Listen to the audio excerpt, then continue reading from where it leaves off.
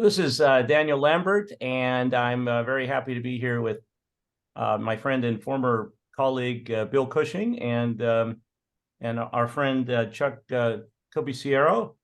And Bill is a poet and Chuck is a musician, and so very nice to get a chance to talk with you guys today. Bill's new book is really extraordinary. It's just a little cage of bones, and I'm having a lot of fun reading it and working on my review. So maybe you guys can tell me a little bit more about yourself. And Bill, could you, if you'd like to start, maybe tell me something about your poetry and how you started as a poet? Oh, okay. Well, actually, and I think I might have gone into this before, but just a quick recap is I actually hadn't thought of poetry until I got into community college myself. And I went to a journalism workshop. And the woman who gave the workshop said, if you can try and write poetry, you will improve your writing in any field because of, the economic use of language, trying to pack as much, imagery into the words and phrases as you can. And the very next day, I started writing notes for my first poem, which is the In Pink Neon, which we do quite a bit. And basically, I guess journalism was out after that. Poetry was in. And Chuck, similar question. I mean, how did you start your career as a musician? Well, back up to about 1966, I was about 6 years old, and my mom came home from a white elephant sale with a guitar that had 3 strings on it, the last 3 strings. And I had that guitar for about, I don't know, about a year. And then Christmas came along, and all of a sudden I had a red guitar with an amplifier. It was about 7 or 8. Then when I was 9, a buddy of mine was taking lessons from a guy up about a couple miles away. Anyway, my parents dropped me off for the first lesson, and there's a sign outside the door that says, "I'm sorry, I won't be here today." So I went home. I felt horrible. I was just all dejected. And then my mom said, "You can't go to that teacher. He's not responsible." So she sent me to another teacher a couple of miles away, and I was with him for about 4 years. And then my grandfather, who owned a club in Astoria, Queens. Oh, it's actually the club where Tony Bennett started singing in the wow. 40s as a singing waiter. My grandfather hired him. Well, my grandpa said to me, he says, "Do you want to learn how to play?" He says, "You have to play on Friday nights, Italian night." So the band leader, this guy Jack, happened to live in our neighborhood here. He would pick me up around 6 o'clock on a Friday night, and we would go to his bakery in Astoria, and he would collect the money, close up the bakery, and then we would go to the Ricardo's, my grandfather's club, set up, and we would play about 7:30 till about 12 o'clock every Friday. And there were these Italian musicians, and they'd say, "When you know it, you turn it up. When you don't know it, you turn it down." So I went through that for about a year, and then all of a sudden the guy said to me, "You want to be good, kid?" And I said, "Yeah." He says, "You got to go to this guy, my teacher." So I went to this guy, Carmine D'Amico, who was a studio musician in New York. And lo and behold, about a year later, I'd say I was about 16, and he would send me as a substitute for him.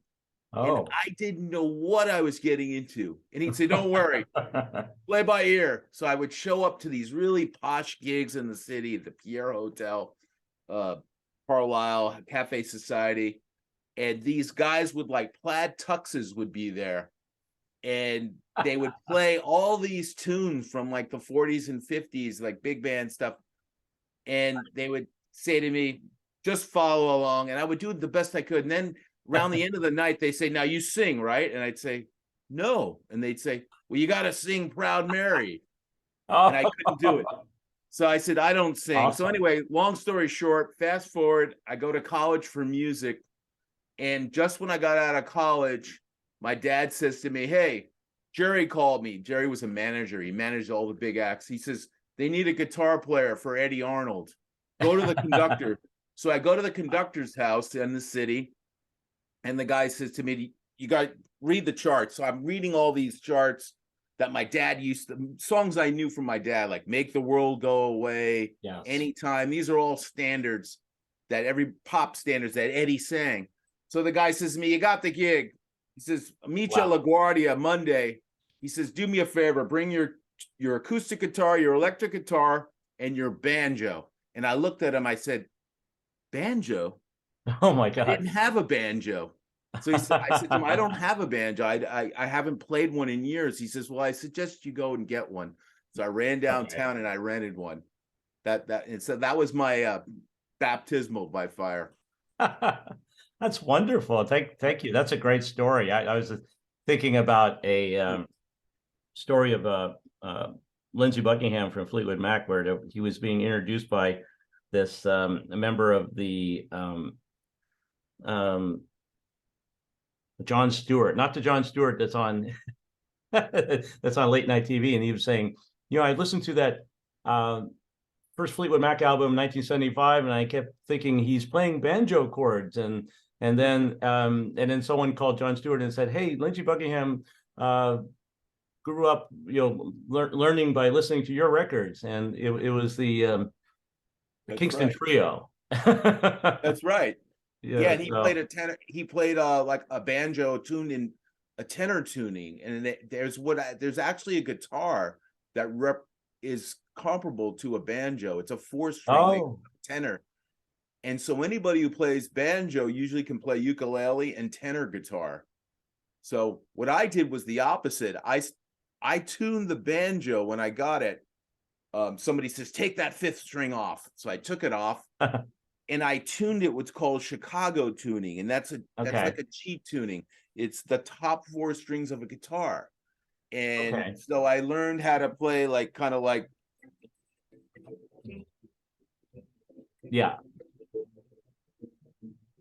Anyway, 4 strings, and then the gig with Eddie was country, but it was a medley he did, and the song was Alexander's Ragtime Band, and that was the banjo tune I had to play. And so I got away with playing kind of like Dixieland. I couldn't play like Earl Scruggs bluegrass, at least with 4 strings. So I when I got to the gig, the guys from Nashville who are his regulars, they say, hey, yeah, you're from New York. We hear good things about you. And the guy says, I want to introduce you to Eddie. I'd never met him before. We're at rehearsal. He says, hey, this is Chuck, the banjo player.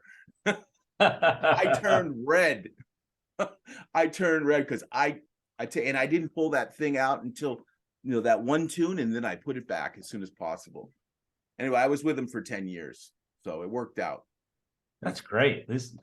I'm really intrigued by your collaboration, and you're two very creative guys, obviously. And when I interviewed Bill a couple of years ago, we talked a lot about poetry, but I'd like to talk with you guys about the relationship between poetry and music. And well, why don't we maybe back up, and I'd like to ask you guys, maybe we could start with Bill and talk a little bit about how your collaboration started.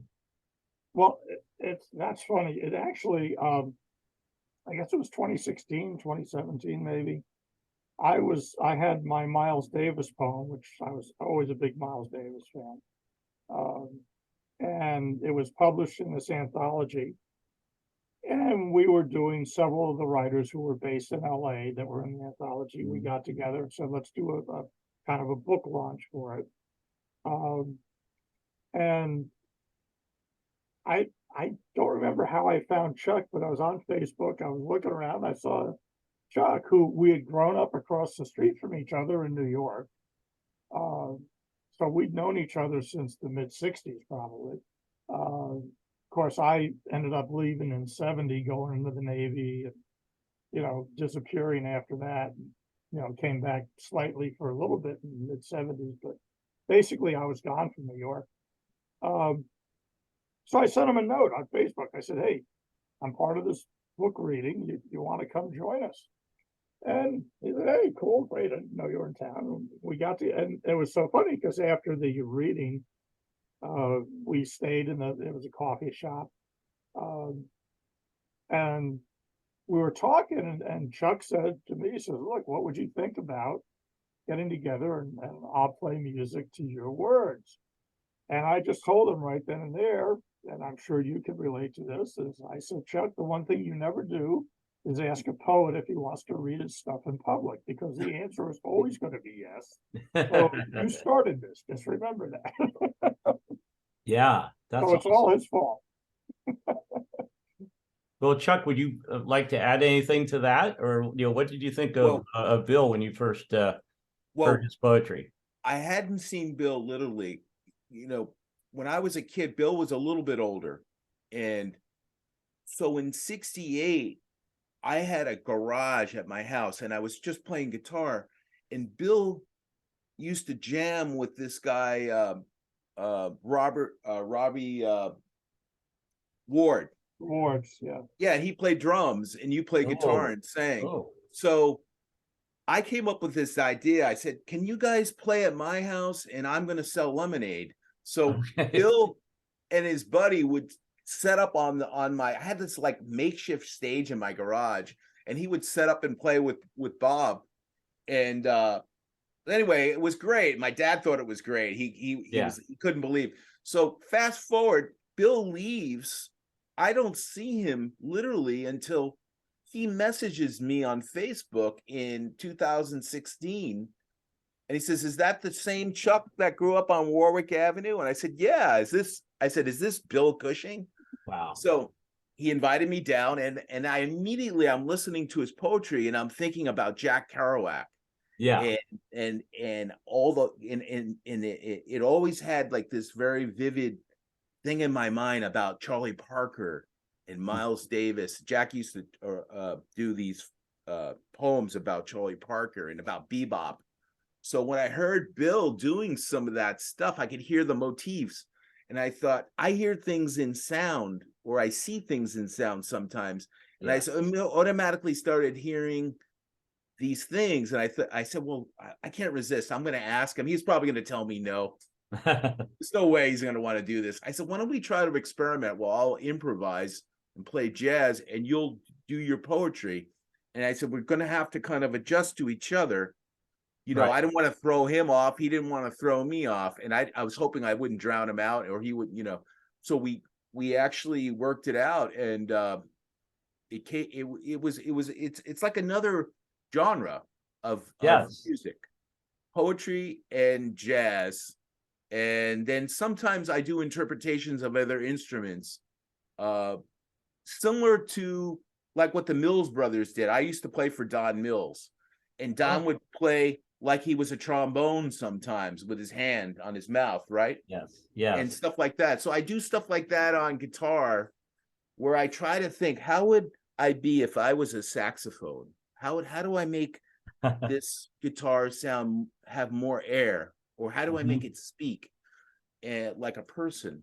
And then Bill's doing the poetry, and it's an interesting combination for me as a musician. I've never did it before. I haven't attempted to do it with any other poet except Bill. And it sounds great. It sounds like other creative endeavors like acting, where acting teacher might say, imagine you are a tree, or and then you have to think about the essence, like you did with the saxophone. It's almost the same thing. You'd be surprised how many good jazz players were actors, or even voice actors. Wow. There's a ton. There's a parallel there. Like I can think of Jack Sheldon. He did the Schoolhouse Rock, but he was known as a trumpet player. And I can also think of a few other guys who were great musicians and became actors. But it's very similar to Stanislavski or Meisner. Stanislavski more, where you kind of have to take on that individual and just try to do it. Sometimes it works, sometimes it doesn't. And then sometimes other musicians will complain, as actors do, about about method actors sometimes don't get along with British actors. The British actors have all the training, and the method actors throw all that stuff out the window and improvise. So it's a very similar thing.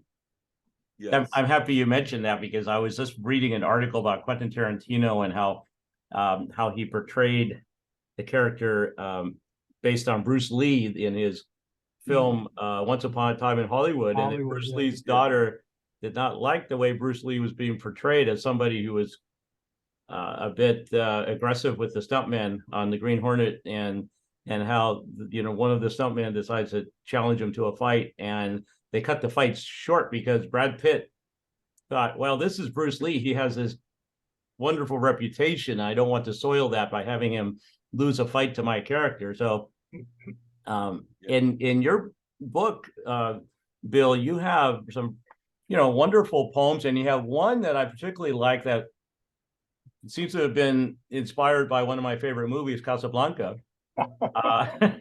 And it's, let me read. That's funny, because we're going to be using that one in our show up at the Lit Fest. Oh, nice. Yeah, I want to be Rick Blaine. Yeah. I want to be Rick Blaine. Yeah. First, there's a cigarette sitting in an ashtray by a chessboard. I just thought I would read that because I'm thinking about how all these different creative genres, like the spoken word and the written word and music, and it all comes together in film. Do you guys both find that you share a love of film as well as poetry and music? I'm absolutely a film nut. In fact, I upset a lot of students with that, because I'm always referring to films. You're talking about all these movies we've never seen. I said, well, you're supposed to get educated, so go watch it. Yeah. But and basically what we talked about is we're going to, Chuck will basically riff on, of course, As Time Goes By, which is the standard song from the movie. Yes. And we'll read that poem. Yes. Chuck, do you have anything to add about that, or do you have any favorite movies you'd like to talk about? Well, the thing is when I bring up movies, like with my son, he's 30, 31, and my daughter, she's like 29. They don't know who I'm talking about. Right. If I say Gene Hackman or Frank Sinatra, they kind of, my daughter, she said, "Oh yeah, he sings," and then she said, "But he's kind of out of tune." And I said, "What?" Oh my God. She said, "No." So for me, I'm not so much of a film buff. Yeah. But it's interesting that our generation, we kind of really kind of refer to it artistically. I mean, I can still remember all the scenes from The Godfather and The French Connection, right? And yes, all those. So for me as a musician, I refer to those, but I'm not so sure the generation, like the millennials and the Generation Z, if they're so literal. I'm not so sure, but I'm not as well versed as Bill in cinema. Well, I got to know Bill as a fellow faculty member over at the East Los Angeles College, and then I started really getting more and more familiar with Bill's poetry, and then when we would get together and as people who would share an office, we started talking a little bit about film, and that gets me into thinking a little bit more about how maybe you guys could favor us with a performance, or do you want to try? Do you want to do I was thinking actually, and I pulled it up, and if you want, since we mentioned Charlie Parker, and that is one of the shorter videos we have on our YouTube channel, thought I'd share that with you. And this was it's called Listening to Bird. Okay. And let me go ahead and I'll bring it up. And oh, cool. We go. Listening to Bird. Flying through scales, he did the impossible. stretching staccato sounds, stopping only to change direction. He found places in his search for every note not imagined, leaving chromatic gravity, breaking confines, shooting up into infinity. Then he rested, hanging on a single random chord, bending branches of music, but never breaking them, lingering wherever he chose, staying just long enough to make it his territory and his alone. Very nice. That's, Beautiful. It's funny, you were talking a little bit ago about, the movies and that connection. I think one of the best things I ever heard about poetry, I attended a workshop with Donald Justice, and he said to him, a good poem should appear cinematic, that you should be able to Ah, play yes. the movie. And I always thought that's a pretty good measuring stick, because, and I like to use in my classes, I frequently use the Ozymandias. And I say, if you look at that poem, you Yes. start with a long distance, or you actually start in the bar with these two guys talking. And as the one guy starts talking about where he's from, you see this long distance shot of the desert. The Yes. camera moves in to where you see the broken statue, and then it moves over to the pedestal, does a tight close up on the plaque. You read the plaque, and then it does a flashback to what once was. And I said, Yes. it's a great example of how a good poem should capture an almost film-like quality to it. That's one of the things I try and achieve when I'm writing this stuff. Is, could I put this in a movie? Oh, yes. I think you succeed at that. I think about that with fiction or poetry that I've written, that I often do the same thing I think that you do, or when I read a poem or a story, I visualize it. Maybe everybody does that. And like Chuck, you were saying how you think very musically about things that other people may not think of musically. And it kind of brings me to another question, because we were talking about teaching, and I had a teacher, Sheila Finch at El Camino College, who's also a science fiction writer, and and she told me something, or she told the class that, to be a good fiction writer or to make a living at it, your day job that you may have, for a few years or many years, should be something, boring and monotonous, and not something that you put too much, intellectual or emotional energy into, because you want to focus on your writing. And then when I told her that I became a teacher, she said, "Oh, you did not listen to my advice very well, did you?" And so that, I guess, dovetails into a question for both of you guys. Is there anything about, a day job or a job that you have had, or your profession, that maybe has kind of helped you with your creative endeavors, or whether it's your poetry or your music, or because sometimes we think in terms of, okay, we're doing this to make money, or we're doing this to, because I know creative people like you guys, it's like the writer Harlan Ellison said. He said, if you break my fingers, I'll still find a way to write, because I really love writing. But is there something about like jobs you've had that have taught you something about? I didn't get back to school till I was 37. Oh, All that time out and, doing other things, and many other things. I mean, once I got out of the Navy, I ended up driving cabs, bartending, and mostly working on other ships. I did shipyard work. And a lot of my material has come out of living those lives almost. Each job was slightly different. In fact, I had to laugh because when I got out of the Navy, I was stationed in Norfolk. I moved over to Hampton, very religious, small religious community, and I started driving cabs. And I swear, within 2 days, working midnight shifts on cabs, within 2 days of 2 shifts of driving, I knew where every whorehouse and gin mill was in town. you find out that stuff very quickly driving a cab. And even that first poem I wrote, The In Pink Neon, is basically me imitating a Tom Waits song in many ways. You know, trying to capture these old style diners where, you know, it's not exactly high class clientele you're getting in there. So that, Yes. I would say now, once I got teaching, I haven't really brought a lot out of that career into my own writing, but I've sort of maintained the attitude I had for the 17 years before, when I was, Yes. getting drunk and, rat racing around and that sort of thing. Really, it's funny because I was still able to write while I taught, just not as much. Right. Yeah. But it was still there, getting notes and all that kind of thing.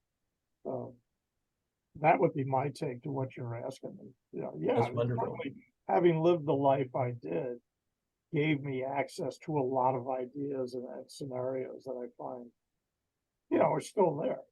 Yes. Yeah. And it provides, I think, a sense of realism to, to a poem or a novel. If you're writing about, I guess we always do that with writing. We write about things that we know. Right, what you know, yeah. I wrote a story called Right Away when I was a teenager, and my grandmother told me, well, how did you write the story about driving when you don't know how to drive yet? And I said, imagination, but I'm imagining what will happen in the future. So how about you, Chuck? I know you already kind of told us a lot about how you started as a musician, but were there other jobs you've had that have influenced your music? Well, what happened was I started playing gigs that really had not much to do with creativity, and then teaching on the side, teaching other guitar players. And a lot of guys would say, "Hey, don't sell out. Don't do that. Don't do those gigs. It's gonna ruin your jazz playing. You're gonna be polluted with all this commercial stuff." But I gotta tell you, playing a lot of different styles, even if it's repetitive, there's something to be said for it. I have like this whole reservoir of sound that I can go to, and it takes a lot of repetition. And the only way you're going to get that repetition is to go out and play, no matter what it is. So when I do those gigs, and I've done them and I still do, it still helps my playing. And it helped me accumulate my 10,000 hours early in my career. There's one thing people say to me, well, you should have done this, you should have done that, could have done this. But I always can go back to the fact I can play basically well guitar, physically and mentally. But then teaching, people say, oh, it's a drag. But when I'm teaching somebody, even a kid or an adult who's advanced, or maybe not advanced. I'm not trying to say I'm more advanced than they are, but I put myself in their position. It's like, okay, now I'm going to show them this Santana thing and show them how it works. And this, like the secret sauce, right? And then I see the lights go on and I say, oh, good. So that's, for me, I learned from that, even though it's kind of a no-no. People, like a lot of these great musicians, say, don't teach, don't do weddings, or don't do this gig, don't play country. Right? But no, for me, it all worked out. Now I had some day gigs. I was a waiter and a bartender. I was a captain actually in college. In my 20s, I used to work for a caterer, and I would be exposed to a lot of these celebrities, and I would say to myself, "Nah, that's not me.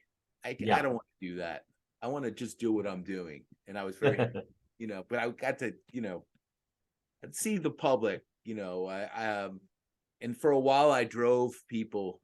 I was a driver, and I would get into these long conversations with people, and then it was, for me, it's good as a musician.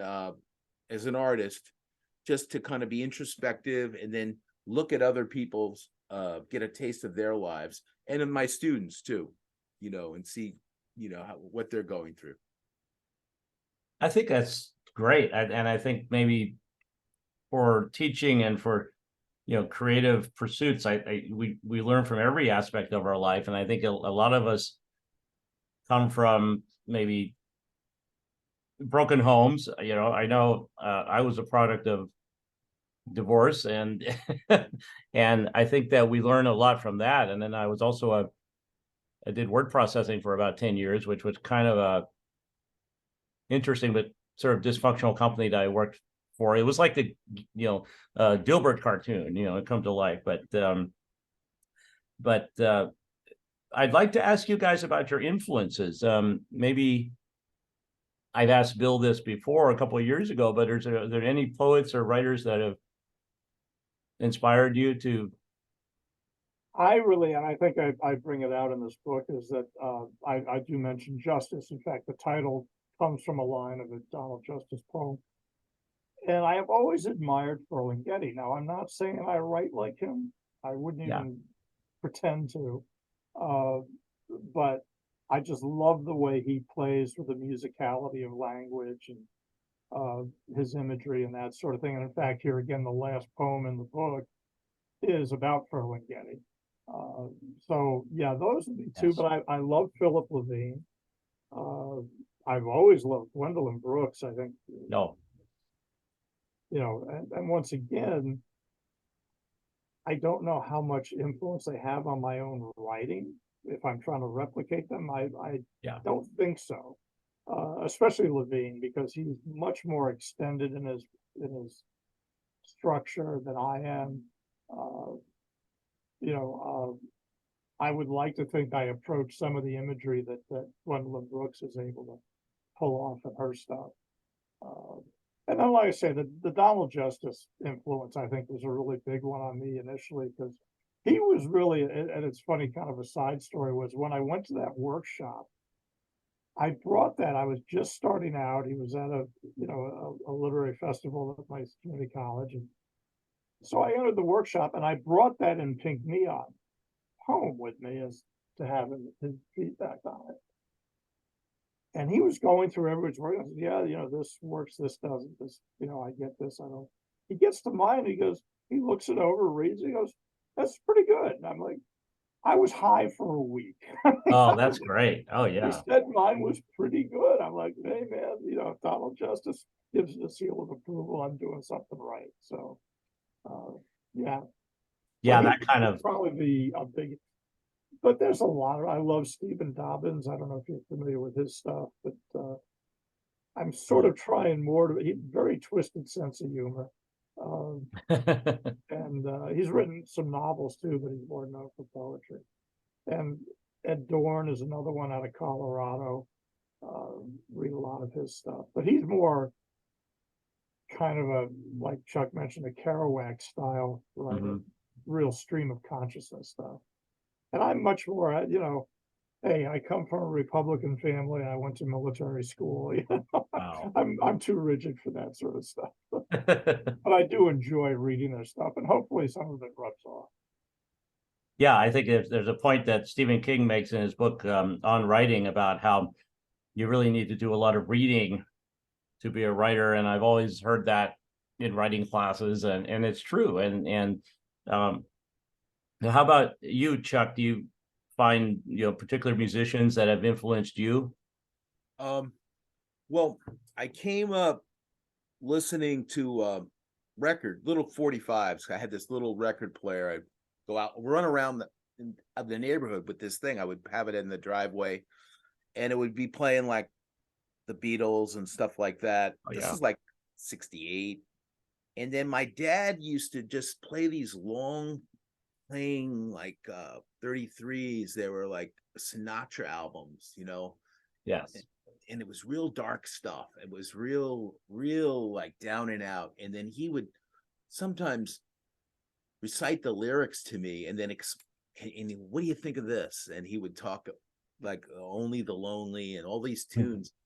And I'd be like, oh man, that's intense, And then, but I was playing rock, like Hendrix, and that was my thing, even while I was taking lessons, I'm playing rock, and I could play that stuff pretty well. And then I was into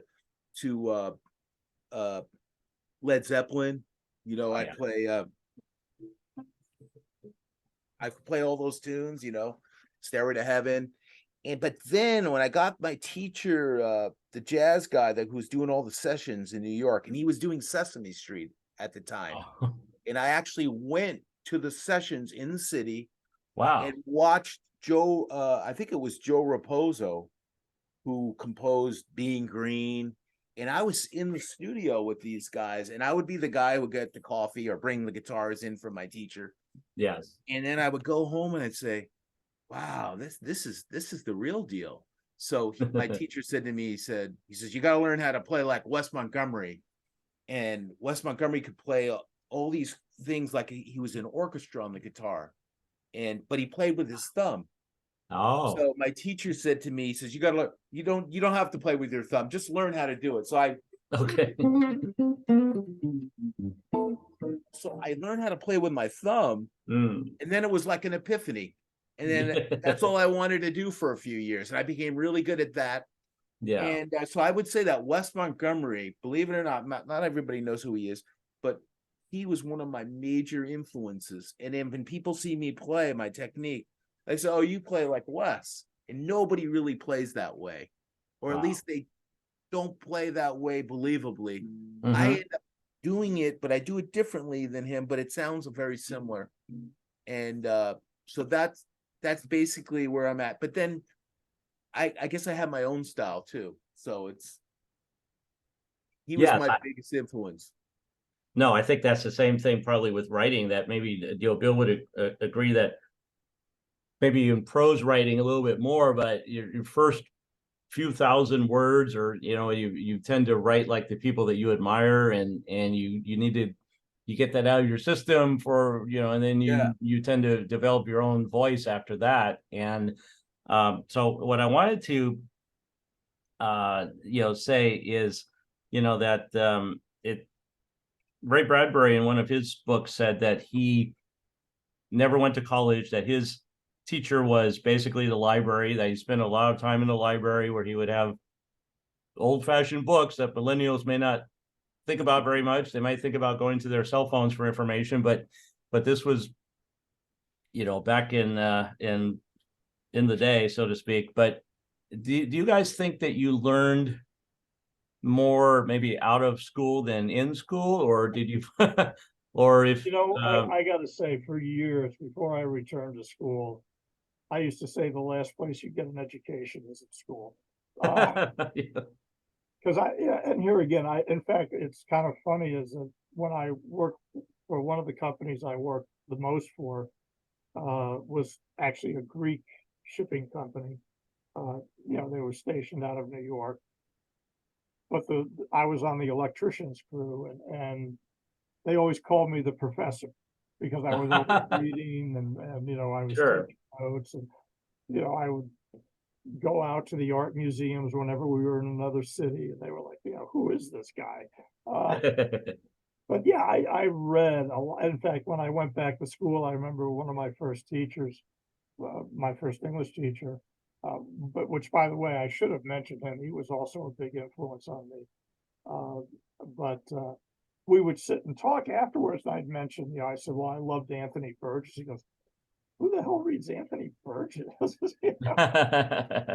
Man, he's my favorite writer of English, to be honest. And John Gardner, who I've always loved. And here again, there's a poem in this book about Gardner. So yeah, that's funny that I insisted for years, no, I'm not going back to school because I don't feel like I'm learning anything. Then I was eventually ready, and I did learn.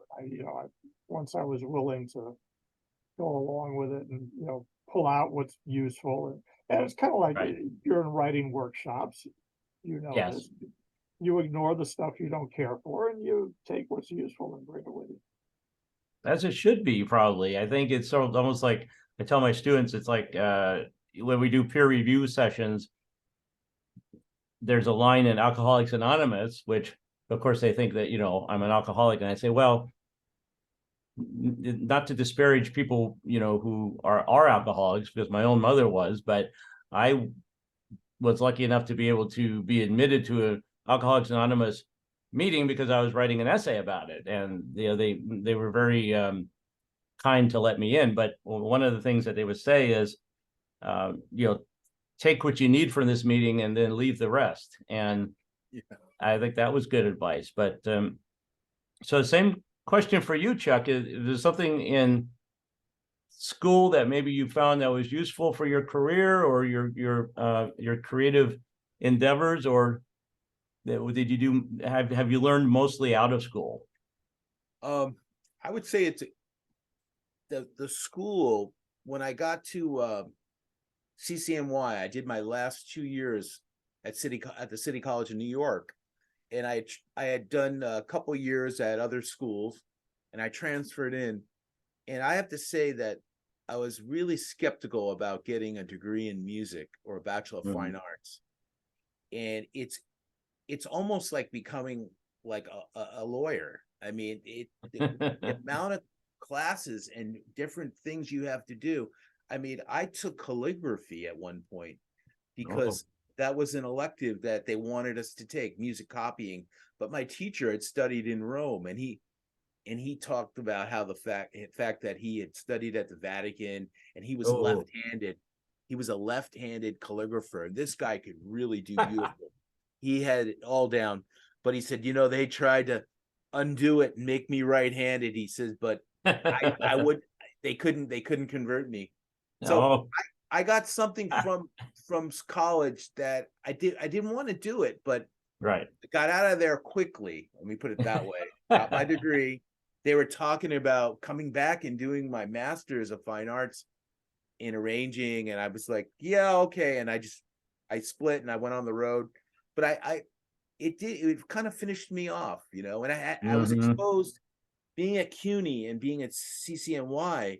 There was all these heavyweights. The college was up in Harlem, and it was all these jazz guys. Like I studied with Gil Evans, arranging for like a semester. It was a very intense thing for me to actually meet him.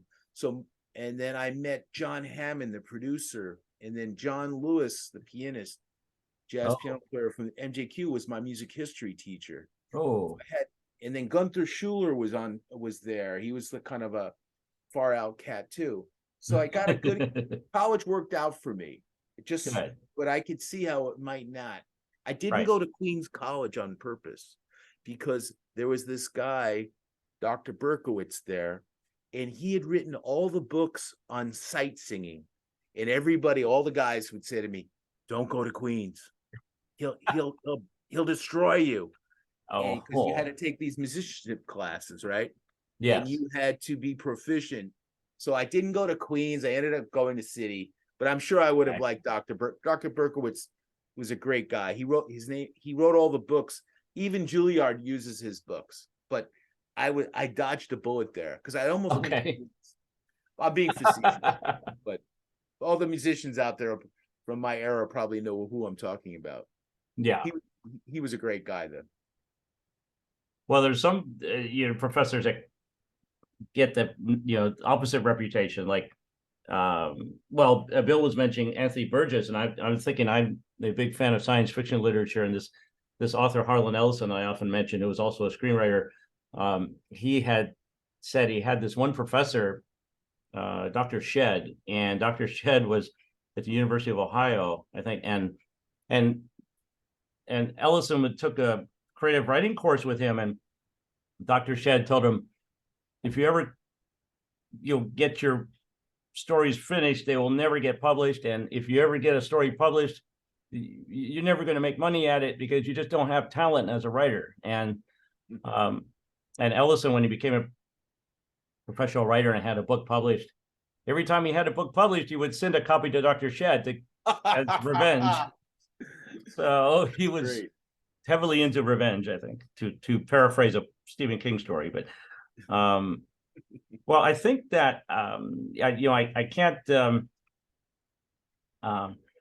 wrap up without mentioning another poem from Bill that I particularly like called "Forgoing the Franchises," and and it's such an interesting poem because it's about food, or and so I think that going back to Ellison, he's when people asked him where do you get your ideas, he would say, "Oh, there's an idea service and it's connected to New York, and then I pay them every week, and I get a 6-pack of ideas." And so let me ask you guys, where do you get your ideas for your writing, or for when a new creative idea comes to you? Do you think I mean, where does that come from? Does it just kind of materialize, or do you think it comes from particular experiences that you've had?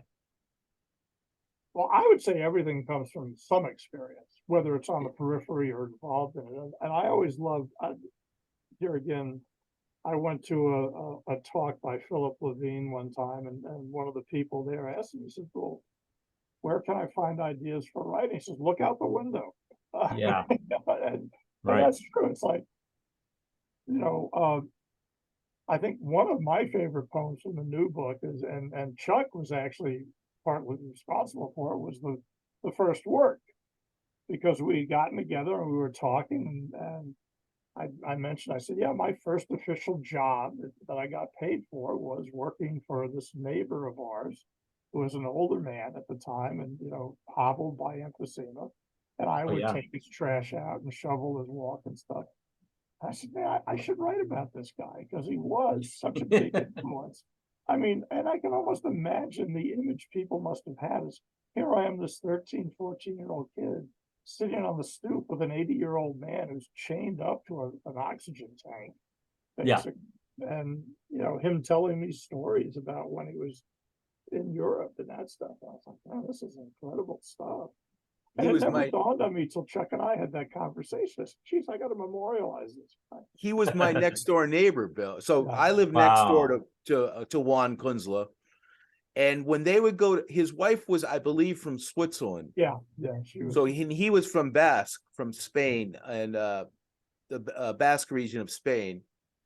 And he spoke 3 or 4 languages fluently. And I believe he lived in Argentina for a while.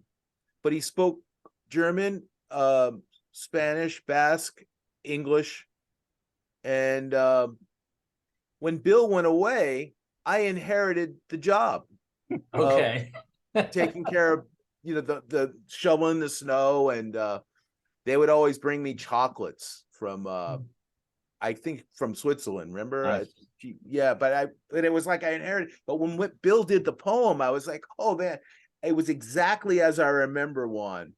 I remember him standing out there. He was such a great guy, and his wife too. Yeah. So you were across the street, and I was next door. He was right next door to him. Yeah.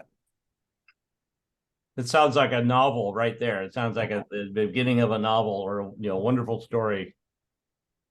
Is there anything before we wrap up that you would like to say about your work, or just about what you're working on now, or maybe what you have planned for your next project? Starting with our work together, obviously, is going to be kicking off on that show on the 7th, and hopefully we'll finagle another show over at East LA campus. We're also slated, Chuck has already said he can make it in November. The Mount San Antonio has their Culturama. Which is kind of a mixed arts show, and we're going to be part of that too, which will be fun. Chuck, unfortunately, we don't work as much together as we used to, because he's bouncing back and forth between LA and New York now. Yeah. So, but yeah, the immediate project, of course, is we're gearing up for the Lit Fest on the 7th. And then hopefully like the 10th or 11th will be over at your campus. And that's great. But we look forward to having you. My stuff, I'm now well, I've got a short story collection in the works. One of my older publishers, the ones who did this just in, are looking at that. They're getting ready to, in fact, they basically said, yeah, we want to go with it. So they're formatting it, getting it ready. I just finished up a book about my time in the Navy and on ships. Oh. I have some readers looking at that, because that needs to be cut considerably. So I sent it to some people I really respect and said, yeah, take a machete to the thing and, so I can get it in publication. And I actually returned to my original MFA thesis, which was a memoir about my late wife, who Yes. that died of cancer, and Hmm. so now I'm working on that. So I'm still busy writing, and I still, even though I'm retired, I still teach a class now and again, just for the fun of it. One class is fun, 4 is work.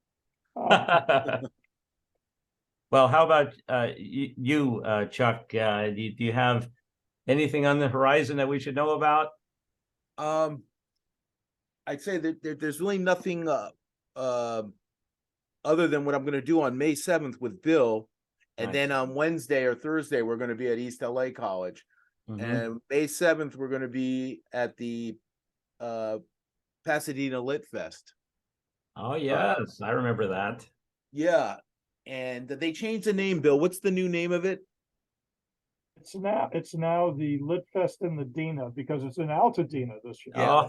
I don't think they have anything happening in Pasadena this year. I think they moved it all to that one location in Altadena. Yeah, so as far as my music goes, I'm constantly reviewing things that I did when I was younger, and now, like, my mom will say, she'll be upstairs and she'll hear me playing. She'll say, "That's beautiful. You've really improved." And I'm like, "What do you mean?" And she'll say, "Well, you know what I mean. You really play the guitar well now." Because I was gone since 1991. I moved to LA.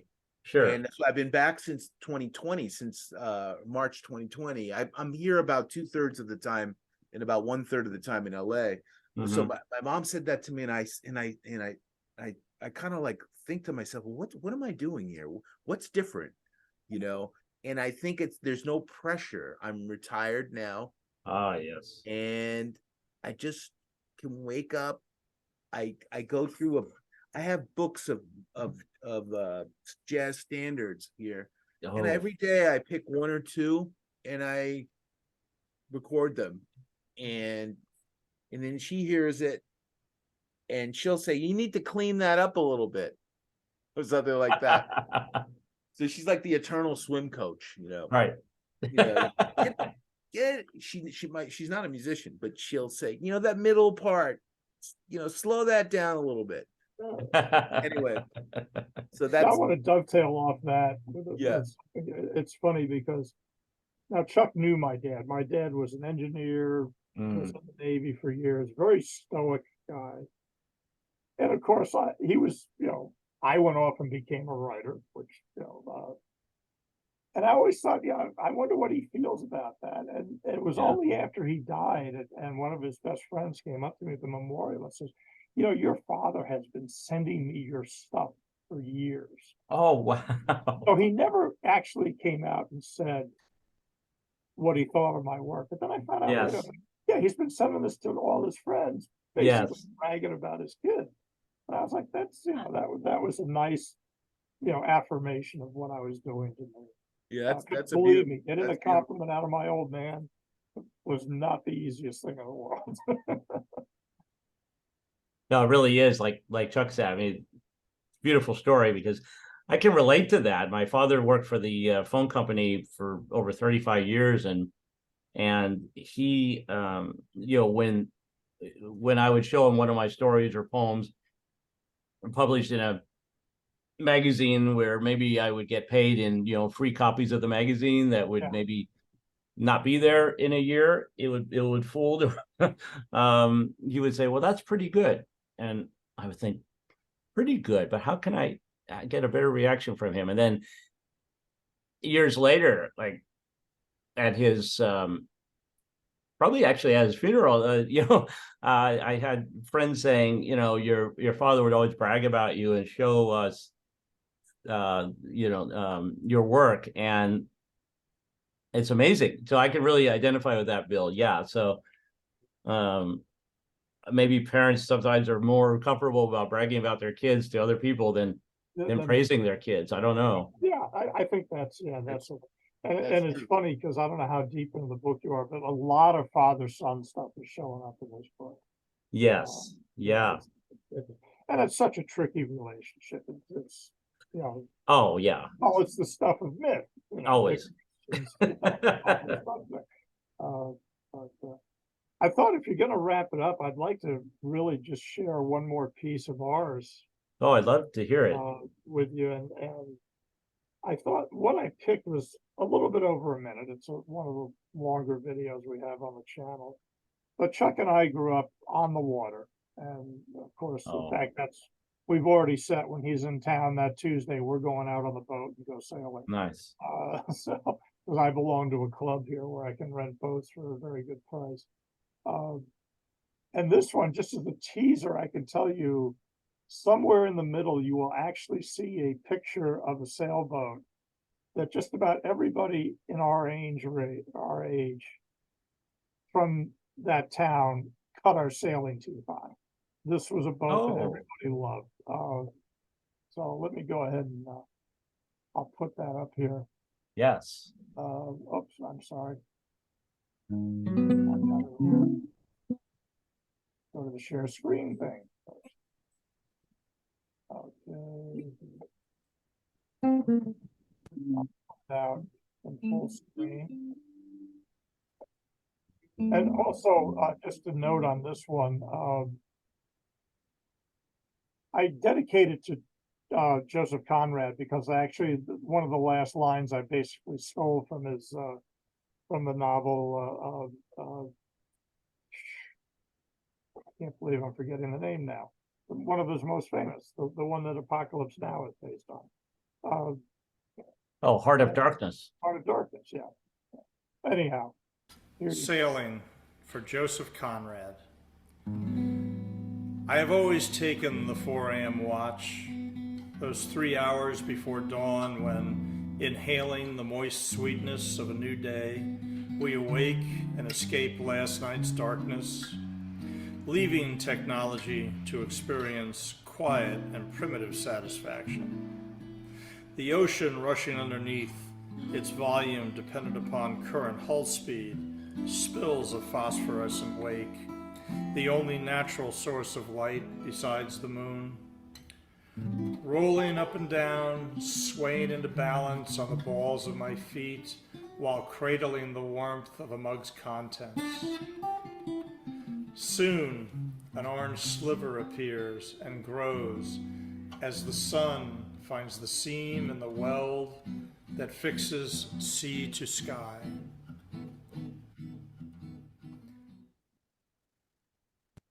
Whatever your business needs, So, this print, Bravo. That will be on the thank you cards or merch sorry, from let teachers, me- caps, even a logo that you can put on all. shut this down, I'm sorry. Utilities are endless.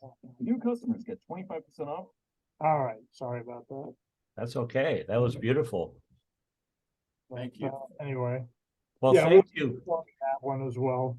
But that's sort of a standard for us. It's wonderful. And I'm just so enjoying your book, Bill, and it was so nice to to meet you, Chuck. And Likewise. Well, if you really want to meet him, come out on the 7th.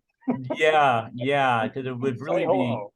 wonderful to to kind of experience your collaboration in person. So when you come out to East LA College, I will make a point of coming out to see you. And I think that